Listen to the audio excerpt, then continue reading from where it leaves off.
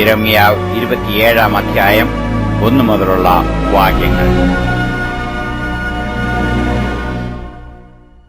യോശാവിന്റെ മകനായി യഹൂദ രാജാവായ യെഹോയാക്കീമിന്റെ വാഴ്ചയുടെ ആരംഭത്തിങ്കൽ യഹോവയിങ്കൽ നിന്ന് യിരെമ്യാവിനുണ്ടായ അരുളപ്പാട് എന്തെന്നാൽ, യഹോവ എന്നോട് ഇപ്രകാരം അരുളിച്ചെയ്തു, നീ കയറും നുകവും ഉണ്ടാക്കി നിന്റെ കഴുത്തിൽ വെക്കുക. പിന്നെ അവയെ യഹൂദ രാജാവായ സിദെക്കീയാവിന്റെ അടുക്കൽ വരുന്ന ദൂതന്മാരുടെ കയ്യിൽ ഏദോം രാജാവിനും മോവാബ് രാജാവിനും അമ്മോന്യരുടെ രാജാവിനും സോർ രാജാവിനും സീദോൻ രാജാവിനും കൊടുത്തയച്ചു.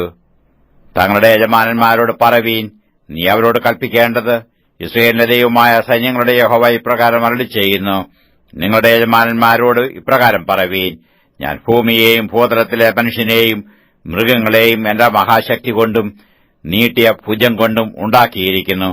എനിക്ക് ബോധിച്ചവന് ഞാൻ അത് കൊടുക്കും. ഇപ്പോഴോ ഞാൻ ഈ ദേശങ്ങളെ ഒക്കെയും എന്റെ ദാസനായി ബാബേൽ രാജാവായ നെബൂഖദ്നേസരിന്റെ കയ്യിൽ കൊടുത്തിരിക്കുന്നു. അവനെ സേവിക്കേണ്ടതിനു വയലിലെ മൃഗങ്ങളെയും ഞാൻ അവന് കൊടുത്തിരിക്കുന്നു. സകല ജാതികളും അവനെയും അവന്റെ മകനെയും മകന്റെ മകനെയും അവന്റെ ദേശത്തിന്റെ കാലാവധിയാകുവോളം സേവിക്കും.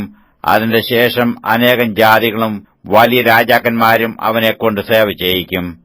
ബാബേൽ രാജാവായ നെബൂഖദ്നേസരിനെ സേവിക്കുകയോ ബാബേൽ രാജാവിന്റെ നുകത്തിന് കഴുത്ത് കീഴ്പ്പെടുത്തുകയോ ചെയ്യാത്ത ജാതിയെയും രാജ്യത്തെയും ഞാൻ അവന്റെ കൈകൊണ്ട് അവരെ മുടിച്ചു കളയും വരെ വാൾ കൊണ്ടും ക്ഷാമം കൊണ്ടും മഹാമാരി കൊണ്ടും സന്ദർശിക്കും എന്ന് യഹോവയുടെ അരുളപ്പാട്. നിങ്ങൾ ബാബേൽ രാജാവിനെ സേവിക്കേണ്ടി വരികയില്ല എന്ന് പറയുന്ന നിങ്ങളുടെ പ്രവാചകന്മാർക്കും പ്രശ്നക്കാർക്കും നിങ്ങളുടെ സ്വപ്നങ്ങൾക്കും നിങ്ങളുടെ ശകുനവാദികൾക്കും ക്ഷുദ്രക്കാർക്കും ചെവി കൊടുക്കരുത്. നിങ്ങളെ നിങ്ങളുടെ ദേശത്ത് നിന്ന് അകറ്റിക്കളവാനും ഞാൻ നിങ്ങളെ നീക്കിക്കളഞ്ഞിട്ടു നിങ്ങൾ നശിച്ചു പോകുവാനും ഇടയാകത്തക്കവണ്ണം അവർ നിങ്ങളോട് ഭോഷ്ക് പ്രവചിക്കുന്നു.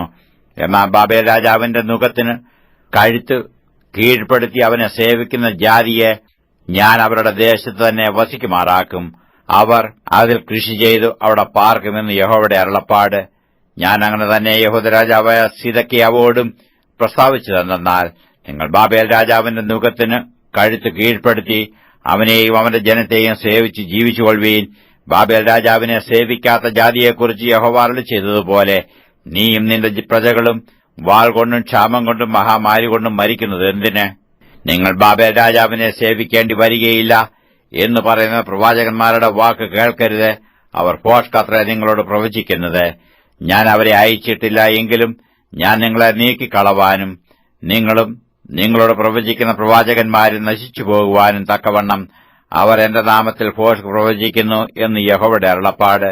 പിന്നെ ഞാൻ പുരോഹിതന്മാരോടും ഈ സകല ജനത്തോടും പ്രസ്താവിച്ചതെന്നാൽ, യഹോവ ഇപ്രകാരം അരുളിച്ചെയ്യുന്നു, യഹോവയുടെ ആലയം വക ഉപകരണങ്ങൾ ഇപ്പോൾ ക്ഷണത്തിൽ ബാബേലിൽ നിന്ന് തിരികെ കൊണ്ടുവരും എന്നിങ്ങനെ പ്രവചിക്കുന്ന നിങ്ങളുടെ പ്രവാചകന്മാരുടെ വാക്ക് കേൾക്കരുത്. അത് ഭോഷ്കത്രേ നിങ്ങളോട് പ്രവചിക്കുന്നത്. അവർക്ക് ചെവി കൊടുക്കരുത്. ബാബേൽ രാജാവിനെ സേവിച്ച് ജീവിച്ചുകൊള്ളുവീൻ. ഈ നഗരം ശൂന്യമായി തീരുന്നത് എന്തിന്? അവർ പ്രവാചകന്മാരാകുന്നുവെങ്കിൽ യഹോവയുടെ അരുളപ്പാട് അവർക്കുണ്ടെങ്കിൽ യഹോവയുടെ ആലയത്തിലും യഹൂദ രാജാവിന്റെ അരമനയിലും യെരൂശലേമിലും ശേഷിച്ചിരിക്കുന്ന ഉപകരണങ്ങൾ ബാബേലിലേക്ക് കൊണ്ടുപോകാതിരിക്കേണ്ടതിന് അവർ സൈന്യങ്ങളുടെ യഹോവയോട് പക്ഷപാതം കഴിക്കട്ടെ.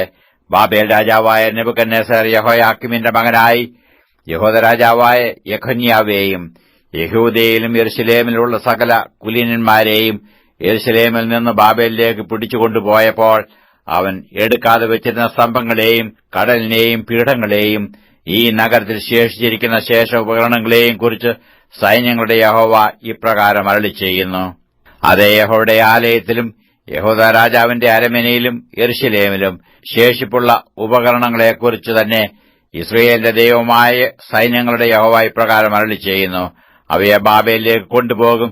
ഞാൻ അവരെ സന്ദർശിക്കുന്ന നാൾ വരെ അവ അവിടെ ഇരിക്കും. പിന്നത്തേതിൽ ഞാൻ അവയെ ഈ സ്ഥലത്ത് മടക്കി വരുത്തും എന്ന് യഹോവയുടെ അരുളപ്പാട്.